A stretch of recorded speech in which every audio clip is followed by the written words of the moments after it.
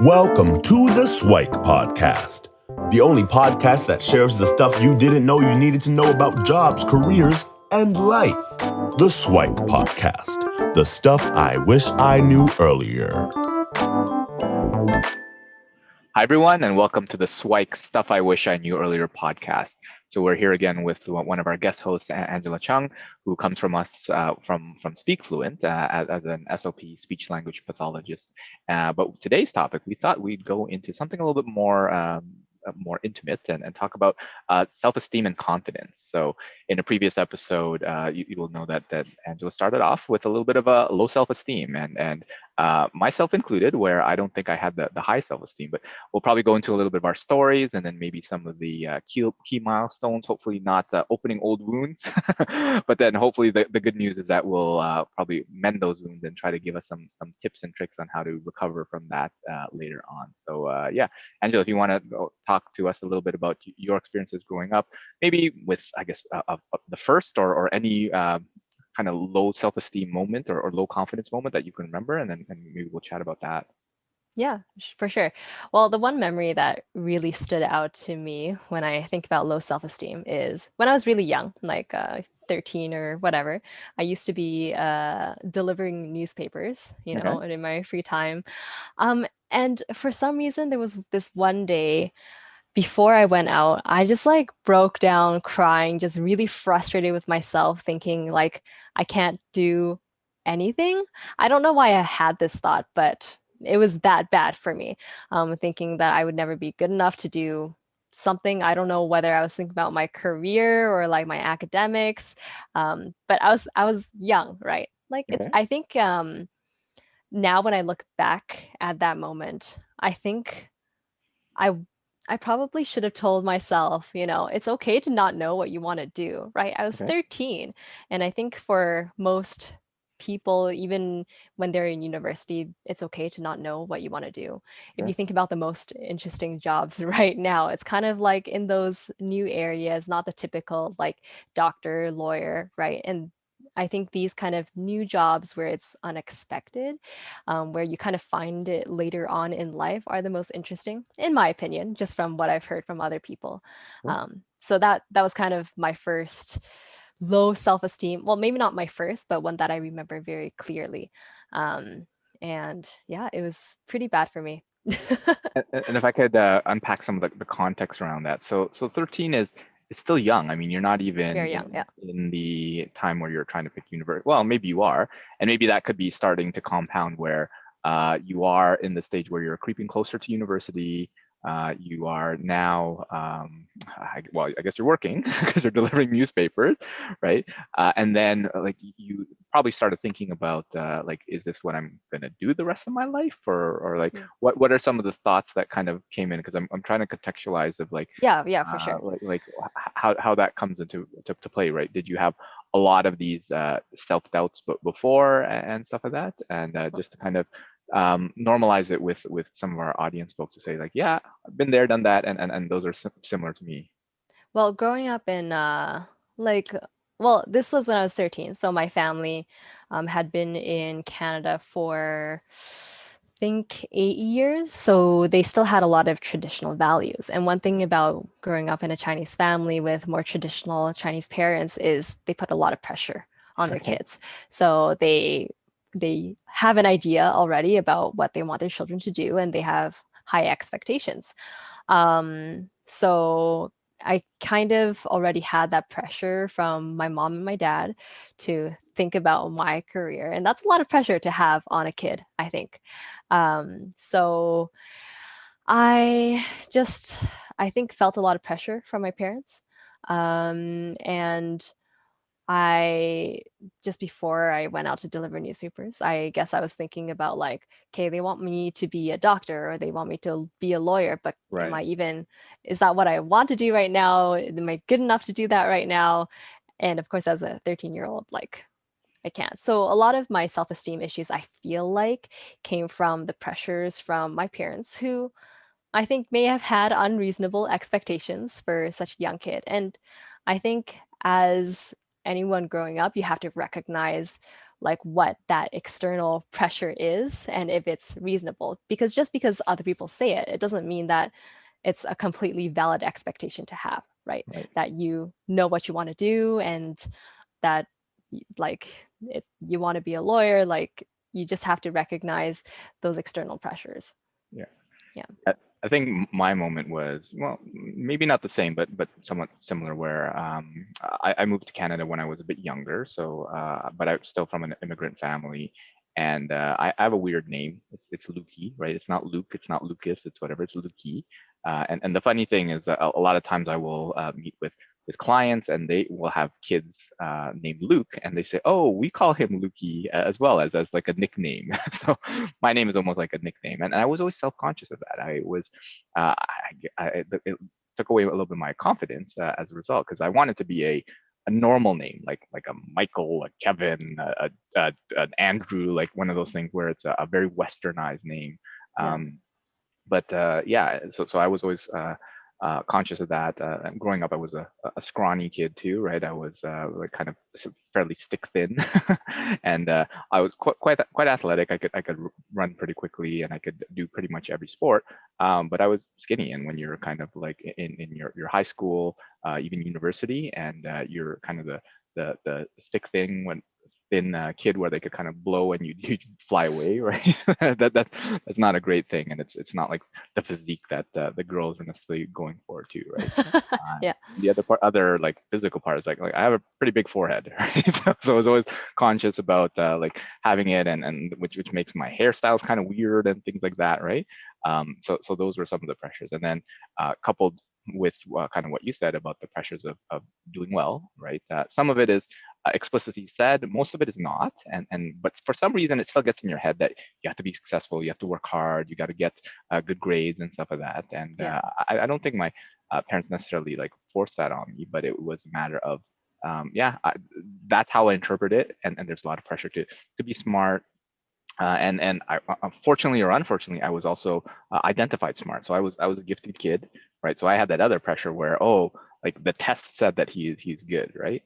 Yeah. And it got me into the aspect of if you know what a growth mindset and a fixed mindset is. So I was definitely in a fixed mindset where I thought I was smart, which means I didn't have to do anything. Yeah. Everything would come naturally, and I Yeah. would get it right. So if I didn't get it right, then I must be dumb and I can't do it, right? Yeah. Versus now, it's so much like, well, of course you can't do it. You've never done it before. You've never practiced. You Yeah. get better when you practice, right? So that was kind of my upbringing. And then like I was also shy as a kid, right?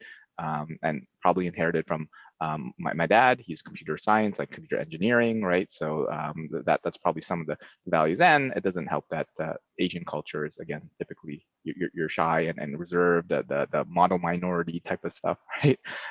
So that was kind of my background in there. And so for you, did you have a moment where you realized, well, like I can do this? So you were in that kind of the doldrums of like, oh, like I have all this pressure, I have to be successful, I have all these things, and there must have been a point where you kind of overcame that.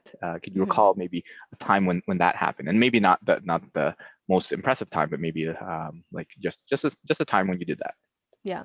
I think that this turning point was definitely around, I think, the first year of university or maybe the last year of high school for me, where I realized that everything was just in my mind, right? It's Okay. all a mindset thing because I recognize that these pressures are like external and that the things about myself I can change. And if it's internal, it's all in my mind. So all this about, being shy, right? And not being able to talk to people. Um, that like I felt like I could change. And one of the turning points, just one of them, was my job at KFC that I talked about in our last episode, Mhm. where I was put in a situation where I had to practice. I had to practice talking to people. And once I practiced, I got good at it. Hmm. And it was relatively easy to change. And it's all in my mind that like, I'm bad at talking to people. It's scary talking to people. You just have to be like, you know what? It's not scary. Just do it, even though you still feel your body reacting to it. If my mind is logical, then I can do it. So it was kind of a weird thing for me because the first few times that I talked to someone, I could hear it in my voice, right? My body was reacting to being nervous. But in my mind, I'm just like, just do it, right? And then eventually it became like my mouth just moved on its own, just said hi, just smiled, and everything was like easy. The second turning point of this, more applicable to kind of my own career as a speech language pathologist, was in university, where I had to do more academic stuff and actually had to do presentations and things like that. So I again remembered, it's all in your mind. It's a mindset thing. Just change your mindset, just go through with it, and then slowly you'll adapt.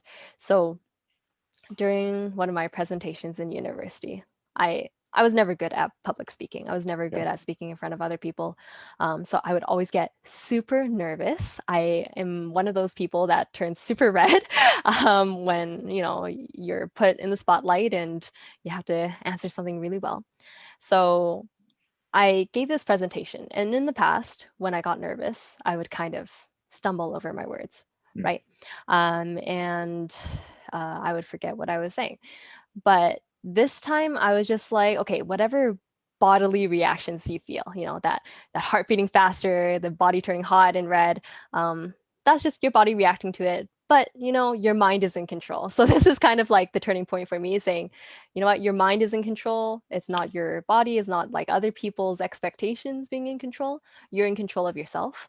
So I think that presentation that I did, I was very in control of what I was saying because I was so focused on what I was saying and my own knowledge of the subject that I was confident in what I was presenting, even though, I probably still turned red. But because I was more in my own head, more logical, and I knew I was confident about what I was saying, I could present more confidently than before, if That's that makes amazing. sense.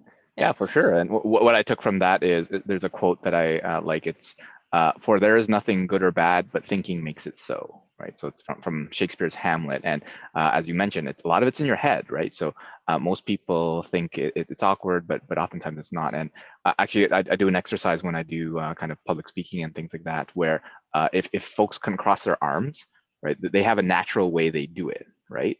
But then if you put like the other arm on top and the other one there, it feels like super weird when you do that.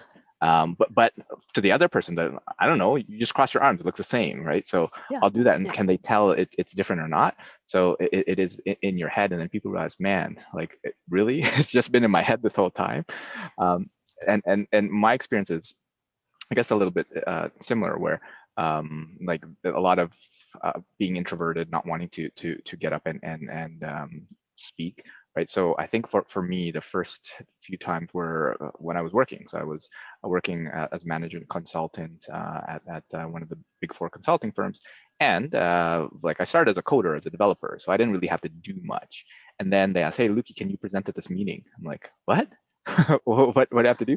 So what I did is actually I practiced, right? It was almost as if I was giving a speech. Like it was a small, like 30-minute meeting where I just have to present an option, but I treated it like a TEDx talk, right? Where I practiced like how I'd speak, my mannerism and stuff like that. And I think one of the things that might be helpful for folks is that when you're confident, right, and in doing stuff, part of it is knowing that you're competent, right? You know the Yes. material and you understand it, and with competence comes confidence as well. And then you feel better. Now it was probably the same thing where I afterwards I got flushed, or during I got flushed and all that sort of stuff, but it went well because I had practiced, I had rehearsed, and I knew my stuff, right? So it made it so much easier in that point. For that first moment, or in the, well, in KFC or whatever, can you recall, was that like a conscious effort that you went through in there, saying no, I have to do it, or is it like Oh, was yeah. there any tricks, any reflection that you had, or is it just like I got to plow through this? Is there anything that helped you along that? Well, my manager helped for sure. Okay. But it was definitely conscious, right? Before, I don't think I really had that many experiences speaking with people. So, so I didn't know how to do the small talk. I didn't know how to do the just smile and make other people happy, right? Mm. When you smile, you put other people at ease. But I didn't know how to smile. So when I first started, I didn't smile. Like right now, you look at me, I'm usually pretty smiley, right? Sure. My manager was the one that was like, Angela, smile, just smile. And then I got used to smiling and it became natural for me to do so. I think during that process, I learned that if you smile, it puts people at ease. They'll usually smile back, right?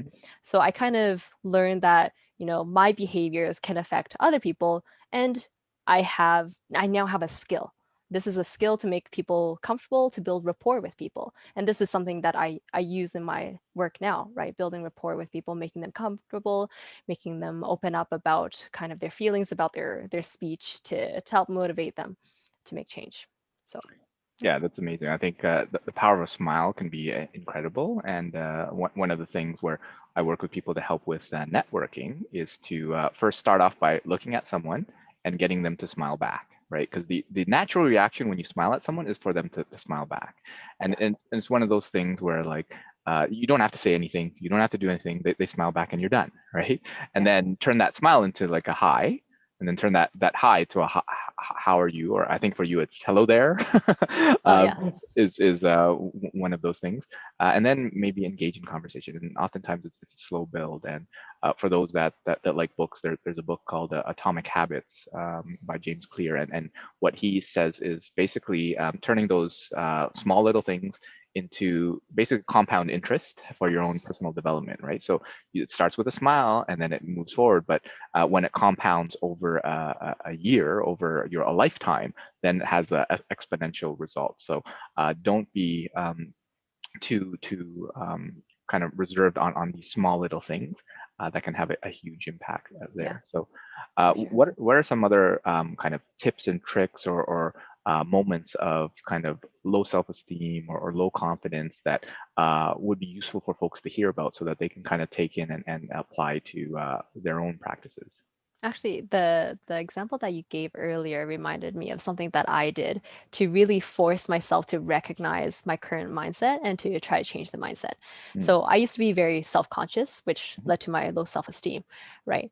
And I tried to realize I was all in my mind, that people don't really care that much about me, and that when people laugh, kind of a few meters away from me, they're not laughing at me, probably, right? Maybe, yeah. So one thing that I did to try to get out of that mindset of everything's about me, everyone's looking at me, is what do I do? So are people actually paying attention to the clothes that I wear, right, every Sure. day? Will they notice that I'm wearing the same shirt that I did last week?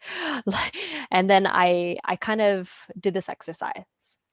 Do I remember what this person wore yesterday? Sure. Like, what did you wear last time we met? I don't remember, right? Because people don't actually care that much about what people wear. I think unless you're, in the Fashion paparazzi, I don't industry. know, yeah, Yeah. whatever, right? Yeah. So this is an exercise that I did. Are people paying attention to this aspect about me? Do I pay attention to that aspect about other people? And Hmm. this helped me get out of that mindset of people are always paying attention to me. People care a lot about how I present myself and what I do, what I wear, right? So that really helped me. Cool. And that reminds me of well, on social media. So I like to post regularly on LinkedIn, and I've been having some posts that's getting a lot of attention.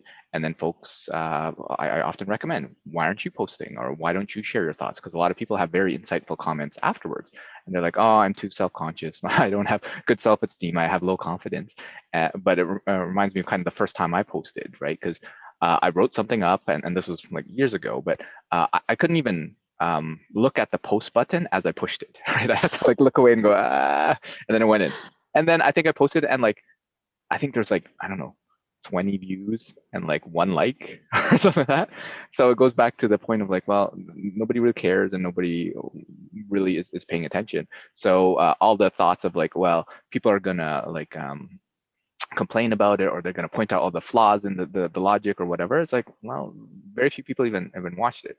Now it's not necessarily great, because the whole point of those social media posters is for it to go viral and everybody to see it and all that. So when it doesn't happen, it's not necessarily a good thing. But then you realize it's like, oh, most people don't really care. But then the thing is, you get whatever 20 views, 20 likes, and then it goes to 30, and then 40 and 50, and then it kind of grows. Right? You can't start and expect the first one to be viral, Yeah. Yeah. right? Because if not, then well, everybody would know the formula and everybody's post would be viral, and that wouldn't work either, right? So Yeah. I think it translates for those that are looking to get out there, because I know a lot of folks are, especially in this COVID remote environment, they're using social media as an outlet to connect. So don't worry about the responses, and focus more on getting the content that you want out there, the messages that you want out there, and the people who are important will pay attention. And everybody else, it doesn't really matter. And actually, one thing that I found afterwards that helped for those who are struggling with like confidence in terms of posting is if you have a remark that is not appropriate or not supportive of what you say, just saying, oh, this post wasn't for you, this post was for someone else, right? Because you're bound to when you're connecting with like millions or billions of people, someone's not going to like it. Like, Yeah. there's You always can't please everyone. That's another like thought I had. I can't please everyone. Can't for make sure. everyone happy.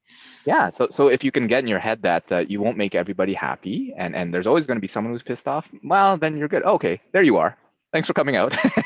and then now I can help the other people who are actually interested in what I'm saying and would benefit from it. So that's awesome. So are there any other moments from more recently, or things that you might help clients with that are kind of topical for self-esteem and confidence? I think one of the things, well, for me and the clients that I work with, that help with the self-esteem is knowing. Mm, So competence is very key. So for a lot of my clients that have accents, sometimes they just feel very self-conscious about their speech. They know something's different, in general, but they aren't sure what aspect is noticeable or distracting or lacks clarity for mhm. listeners. So, what I do is I help them understand exactly which aspects can contribute to misunderstandings or could be improved for clarity, and then they report feeling more confident. So for me personally, I've kind of adapted the way I spoke to suit whoever I'm speaking with, and like the little things like the smile, for example, Mhm. I recognize that as this is key to making people feel comfortable. So knowing exactly what you have to do and then being able to do it can make you be way more confident, right? But it's about knowing the specifics. Yeah, So yeah. I think that's absolutely important, because you don't know what you don't know, that Mhm. sort of thing. So if you have someone that can help um, give you more awareness of what that is, then that's better. And I think for folks, even on their own, what they can do is reflect, right? So if you don't have the benefit of someone to kind of point it out, like a coach or mentor or speech language pathologist, then you can kind of think through what you've done and what could you improve, right? If you Mhm. don't know, then YouTube probably has a lot of resources, right? Google has a lot of resources, right? So try to find, and if not, find someone who's able to help. I think would be a great little thing. And if we talk a little bit about, well, self-confident or low confidence and low self-esteem is challenging. Well, what are some of the benefits that you found with getting over that and overcoming it? um I think, well, like what are the benefits of starting off with low self-esteem and then No, no, no. overcoming it? Well, probably, yeah, sure. I mean, I think there are some benefits to having low self-esteem because you're very conscious of yourself, and not everyone is. Not everyone is very aware of their own behaviors and the things that they do. And I think people who have low self-confidence to start with and then overcome it, they're very aware of their own actions and what needs to be changed. Mm, So I think that that's a huge benefit, being aware. I have a lot of awareness of my speech, so when I was learning to talk and interact with strangers, I was very aware of, okay, a smile will make them smile. If you make a joke, they'll open up a bit more, they'll relax, right? They'll realize that it's a casual kind of discussion. So these are all things that I am very aware of, and I know what kind of impact it has on the other person and on the interaction in general. Um, yeah. I think it goes back to your point on the knowledge, where when you have that knowledge, then you have more of what you're looking for, and then you can be aware, and you can be even empathetic to the other person, to saying, okay, might they Mhm. be feeling the same or similar things? And when you can connect with them on that level, then it makes it for a much better Yes, you know exactly what I'm conversation. thinking. Yeah, That's exactly what I do. Yeah, I'm yes, like, we practice this what ahead did of I time. feel back then, right? What did I feel when I was nervous talking to a new person? If they ask me a question about myself, all I have to do is answer, right? Because Right. you already have all the answers in your head. Asking questions is harder, of course. Actually, one of the things that really helped me with the small talk aspect and making people feel comfortable was my clinic partner in graduate school. She Okay. was a people person. She was a really good people person. She would give compliments all the time, and I really valued and respected her ability to make people feel comfortable and happy and positive. So what I started to do was I just gave people compliments all Mhm. the time, and like they were genuine compliments too, right? Whenever I saw something nice about someone, I would point it out, just bring it up, and it would make people feel positive. And I would try to ask more questions about the other person. When you ask more questions about the other person, they feel more comfortable with you. So um, she was a great influence on me. Yeah, I think for me, I would have kind of a similar experience where I found that when I was learning to network and connect with folks, I would find people who are really good at it. And I would almost kind of watch and observe and almost take notes like mentally in my head, because I was like, oh, I really like what you said there, or I really like what you did there. Because some of the things that I teach is that when you're struggling to come up with a new conversation topic, you ask the question back. It's as simple as, and how about you? Right? If they Yes, ask you yeah. something, and how about you? Very simple to get it back. If they don't say anything, because they have to ask a question back for you kind of to return it, I usually pick on something and say, well, that's interesting. Can you tell me more? Right? That's an easy way to continue a conversation. Hmm. And then one of the other ones is, for some reason, these outgoing, bubbly people, they would talk about the most obvious things, right? Oh, there's a lot of people here. Oh, it's really warm here. It's like really loud. I'm like, yeah, thanks, Captain Obvious. But then I realized that that's kind of like a way to kind of continue on the conversation, make for small talk and whatever. Yeah. And your point, I think you nailed it, where it's being interested and curious about the other person. It goes a lot farther than you being the one interesting and telling all and regaling them with your stories. Oftentimes, if they, the other person, can express their interesting, I don't know, vacation story or work story or whatever, then they'll feel more connected to you when they do that as well. Right. Yeah. Yeah, I realized I didn't have to be the interesting person because I back then I didn't think I was an interesting person, and then I realized I don't have to be. I can just ask the other person and we can bond over our shared experience. For So, sure. yeah. What I encourage folks to think about is everyone has what I call their button topic, right? That one topic that if you push that button, then they'll go la la la la. And Yeah. even the most shy person that you know of, they have that thing Yes. that well, their button's really tiny. You really have to focus really hard on finding it. But there's this thing where you can go on and on and on and on. So Yeah. part of the conversation to be more confident in connecting with people might be to find that button, right? And Yeah. it takes a bit of skill to do that. But yeah, so that was some of the things. So conscious about kind of physical appearance, conscious about like connecting with each others and other people, thinking that you're not good enough. I think for me, one of the other interesting things that as I reflected on was alcohol and being self-conscious, low self-esteem, and not being able to drink, right? So I'm the Oh, type where I get the Asian flush, right? I get really yes. tired when I drink. So when you're out in public, I don't want to drink, right? Now I was in management consulting, and a lot of the work events, going out and with clients and stuff like that involved some alcohol. So I was always paranoid about not being able to do that, Hmm. right? And then I eventually was able to use that to my advantage, because everybody wanted me on a project because they would have an automatic designated driver so that everybody could enjoy themselves, and they knew that just give the keys to Luki, and he's all good, right? um, so that's just something that I was conscious of, and was able to come up with something that helped me along the way. So I don't know Yeah. if you had a similar experience or a different one, but Very, very similar, actually. I also get that Asian glow. My family is very not tolerant of alcohol, just like physically, not like not sure. tolerant, but physically. My sister had her first sip of wine at like 25 years old or something like that. Wow. Um, And my dad has very low tolerance of alcohol, let's just say. So I don't drink very much. Like I'll have a few sips now and then, but usually when people go out to drink, I don't get the good feeling I think that other people get. I usually just feel nauseous, even Yeah. from a few sips, and I just can't drink very much. So I used to be very self-conscious about that. I used to feel the pressure, that societal pressure, that external pressure, right, to drink. And during this process of high school and university of recognizing those external pressures, I realized I don't have to drink if I don't want to, Yeah. right? And I kind of thought logically to myself, what are the pros and cons of drinking, right? People usually drink to have fun, but I didn't feel like I needed to drink to have fun. If other people are having a good time, I can have a good time too. Yeah. I save money, don't have to spend money on alcohol.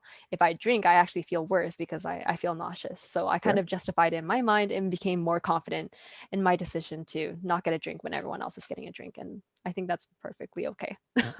Yeah, I think that's a good revelation, and I encourage folks to consider that because North America, or I guess a lot of the world in general, there's a lot of kind of the alcohol culture where Yeah. to go out, you have a drink to kind of loosen up and have more fun and all that sort of stuff.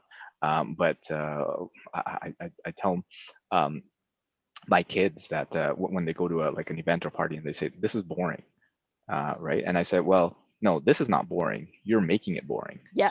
Yeah. right? So bring the fun and do something to make it more interesting, right? So do you need alcohol for that? I don't think so, right? Now, if you enjoy it and it tastes good to you and gives you that nice feeling and stuff, more power to you. But if it doesn't, then let's think about what else could you do to make the evening enjoyable. So I think that's a lot of interesting topics and interesting discussions on kind of self-esteem and confidence. Are there any other kind of tips and tricks that you'd want to share for folks, or ones that you learned as Angela in her younger years, or something that might be useful for some of our audience to know about? I think that's the majority of my tips and tricks. Really like being logical and recognizing what you are in control of and what you aren't. And if you are in control of it, then you can feel free to change it. If you aren't in control of it, then it probably doesn't matter too much. And you just have to work with what you have. Yeah, I think we talked about a lot of the points that I would iterate, and one possibly additional one, although we kind of touched on it, is to understand what's important to you, right? So when you compare that in terms of your values, whether it's on the family side, on the work side, on the like having fun side, on being accepted, whatever it is, what is important to you, and then kind of put that on the scale of does it really matter? Because chances are, whatever you're doing, it doesn't really matter, right? In the grand scheme of things, there are very few things that truly matter, and everything else is just kind of just something to potentially turn into a story later on as well, right? So if you want to go out there and like do a presentation, right? It probably won't even matter, right? Whatever you want to try, picking up an instrument or trying a new language or whatever it is, do it and just learn afterwards. And I think you'll be more confident in the process. And if you can adopt that kind of growth mindset and use your head, I think it'll be very helpful for you in the future. So Yeah. thanks so much Try for anything one step at a time, right? absolutely, yeah. So thanks so much for joining us for the conversation. And yeah, is there any parting words that you want to have for the audience? I feel like there's pressure to have parting words, but I guess that would be my parting word. Start small. It's okay if you do things one step at a time and make mistakes, because you can never do something perfectly on the first try. So don't try to. Perfect. And yeah, thanks for joining us, and hopefully we'll have you back for a future episode. It was a pleasure. Thanks, Thanks, Lucky. Angela. Thanks for joining us on the SIWIKE Stuff I Wish I Knew Earlier, the podcast. If you like the podcast, please subscribe on iTunes, Stitcher, or wherever you found this podcast. And if you can give us a review, that would be very appreciated. Feel free to contact me on LinkedIn at Lukidanu, Lukidanu, and the same on most social media platforms. And I look forward to hearing from you. Thanks. Bye.